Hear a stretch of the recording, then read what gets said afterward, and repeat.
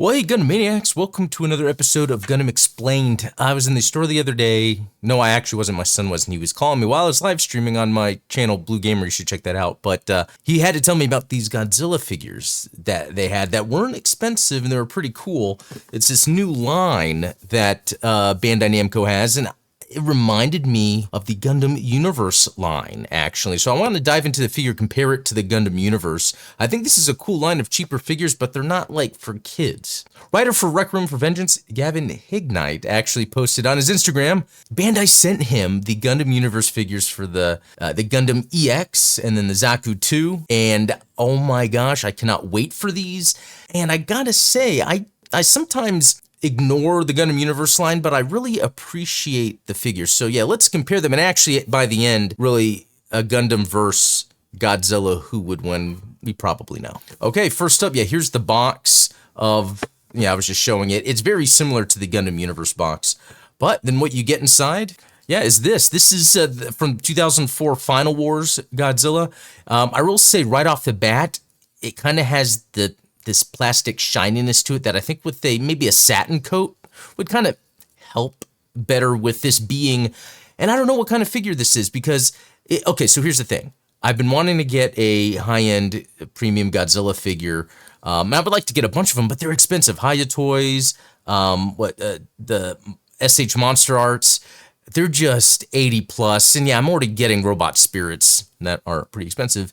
But I was actually shocked. Okay, so we're going to look at a few things that make this more than just a kid's toy. One, which is pretty fun for those that like Gunpla, is it came out of the box disassembled, parts of it. You had to like put it together because it just doesn't fit in the box with the tail and everything to kind of keep it accurate. Another part about it is the articulation. So the articulation on here is actually way more than it needs to be, maybe. So you see with the tail here, that just goes around. It's all on a ball joint too, as well as the end here, and then even another end. So the end has an end. Anyway, we'll look at some other parts of it, like the leg, how that moves out. I mean, it's a ball joint pretty much, and then there's a hinge on the. Oh, there's a foot, but there's a hinge for the knee. It's not too much, but you don't really need it that much for Godzilla, except if you're recreating, like, I don't know, what are some Godzilla movies where he has amazing articulation? The newest one, New Empire, had that scene with the anti-gravity. That's pretty crazy. Yeah, and then a ball joint on the feet, so you can get those, like, micro adjustments you need to make sure he is standing in place. The head is connected to the neck, which I think was a good call, and is on a ball joint, and the mouth does move. It's very minor, but it's there. The arms go out quite a bit. Like, look at that. It goes out, turns all the way around, has the elbow joint, and then the ball joint on the wrist there. And so you're really getting really good articulation for something that's supposed to look accurate to that specific line. Again, it's like when they're releasing the Gundam Universe action figures that are from like a particular Gundam, obviously from a particular show. They're doing that with the Godzilla figures. I have another one, the Mechagodzilla. Now this is from a 2002 movie. Kind of the same thing in terms of articulation. It looks like the tail though only has 2 points instead of the 3. But it still has the ball joint here. I think it's ball joint, yeah, on the hips. It's got the knee, the feet. Like, this metal look looks cool. It's like, it's very plasticky, but I think for what it's going for, it's shiny. It gives off that look. If we were to have these guys next to each other, Godzilla is a little bigger. Is that accurate? Between the movies, I'm not sure how much scale really matters. Now, a neat feature too is they usually tend to come with, and I think these are the only two that are out right now. I think the 2023 from Godzilla Minus One is going to be coming out, but you can actually take off, which it's kind of tough. My son was trying to, and he couldn't. That's why I guess it's not really for kids. You take off the bottom jaw without breaking it. And all right, that took way longer than it should have. But anyway, you can see it's a ball joint here. So, hey, that could be battle damage, or it could be for atomic breath. Let's pop that in. So there you go. So that allows you to do some effects, right? Effect parts. We all love effect parts. So depending on the Godzilla, I guess this one doesn't go straight up. I think if they come out with, and I don't know if he did that in Final Wars. I can't say I'm a Godzilla connoisseur like I am a Gundam one. His head would go all the way up, shoot up into the sky. Okay, so now I want to kind of compare this, articulated man, what's the name for these line of action figures that they're not for kids, but it's not the high end ones. It's maybe just collectible, I guess. Yeah, there we go. But maybe something more specific to denote its purpose. But anyway, so I think these are comparable in terms of what they're doing. 25 to 30. I mean, it could be up and down depending on the scaling, because I think while they're not all to scale in terms of the Gundam, they kind of are. They kind of, well, this mobile suit would be bigger, that would be smaller, etc. So, you know, what's really neat about, again, this Gundam line of figures is just how articulated it is. There's so much articulation. It comes with accessories for like the beam saber effect parts, which maybe they should change the effect parts actually to be more translucent. That would be pretty cool. But you know what? I kind of like this line of figures here because, like, I like the idea of, like, I would love to collect all the Godzilla figures, knowing with this line, I'm not paying as much. I'm still getting some articulation, and it has the accurate look to it. You know, it depends, like, when we see the other ones coming out, are they really going to nail it or not? It's just for the price. I think that's pretty fantastic, especially getting it at Target. And so I think it's cool. It fills a need to have, you know, these types of figures. Again, like we saw with the Gundam Universe pictures of those figures from Requiem for Vengeance coming out. Super excited about that. Like, I can't wait. I guess that's all I can say. And to the point where I'm making this video, where to really give appreciation for the Gundam Universe line, because, yeah, it's cheap.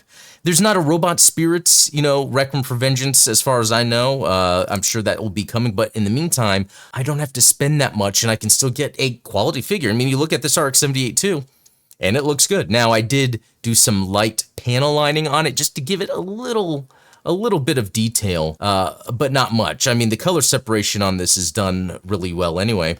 And we go and look at the Godzilla, other than its kind of sheen to it, which that might be accurate in a way. I haven't seen the movie in a while.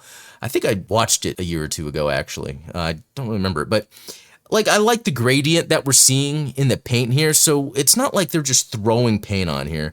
Also, the teeth, you know, I think that actually looks pretty good because from a distance, it looks like they're even with the coats of white across the teeth, having the red in the tongue there, and also the eye. And I wonder if it's worth zooming in a lot more. Yeah, there we go. Like, again, the shininess almost makes it look like it's, you know, a kid toy, but at the same time, you know, what's going on here? Oh, I love the gradient they have in the nails, actually. So look at the toenails as well, because they're using multiple colors actually to pull that off. And so I think that's a nice detail that, again, cements these as being more than just, you know, a kid toy. It's a collector's item. And for the price they're at, I think that's pretty cool, because then I'm more willing to, like, collect them all, since I already spend a lot on the Robot Spirits. Okay, so the one thing I want to end with is Godzilla vs. Gundam. Now, we've already seen the Gundam vs. Mechagodzilla in Ready Player One, although, you know, that's not canon, but even this concept isn't canon, but bear with me. So if we were going to talk about Godzilla, and I guess it really depends on the Godzilla, for one, Godzilla is way bigger than a Gundam, that's for sure. Number two, I almost feel like the energy weapons would almost just charge Godzilla. Like, I feel like he would use that, or she, do we know? Energy weapons would, like, charge him up, right? And then the kinetic weapons aren't really going to do much. I mean, Godzilla could just stomp. The only thing I can think of is maybe a new type being able to quickly dodge the atomic breath, which would just completely melt, I think, a Gundam. But maybe it would take a new type to maybe some way make a connection to Godzilla, to calm Godzilla down, to direct him to maybe shoot his atomic breath at the colony that is dropping. But I'm curious what you guys think. Has there already kind of been the debate, and I'm sure there has, of a Gundam versus Godzilla? I'm pretty sure Godzilla would win. And I also think that, you know, I think they could be friends, though. Doesn't Godzilla just become friendly anyway? Anyway, and also wanted to end it with, yeah, this Bandai line of Godzilla figures are awesome.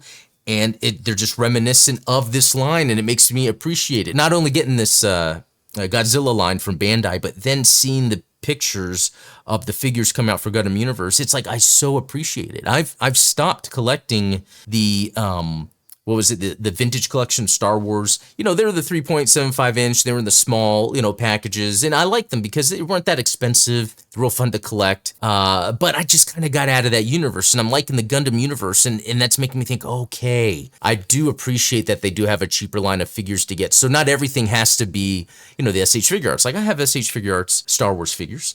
So, you know, getting the Robot Spirits line, which, yeah, SH Figuarts, Robot Spirits, and the price I'm paying for that, it's nice to be able to get the cheaper stuff once in a while because, yeah, I can't be buying all this stuff. Anyway, guys, let me know what you think, because there's a few things there, right? It's Godzilla versus Gundam. What are your thoughts?